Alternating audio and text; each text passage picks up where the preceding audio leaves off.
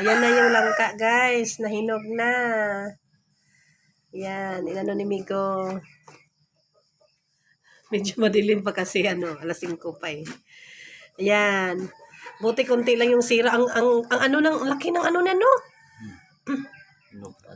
Yan no, ang laki ng ano niya. Ang tawag nito. Sayang. Huwag mo nang kumain kay hindi pa nakakain.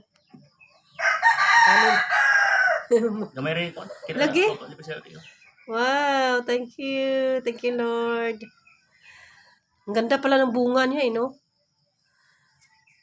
Marami sana yun na sayang nga, nalaglagan. Yan, kunti lang yung sira. Akala ko kalahati yung sira kasi nangitim siya, guys. Itim yung ano niya. Tingnan nyo yung, pakita mo pa. Yung ano niya. Ayan yung likuran niya. Yan. Sira pagka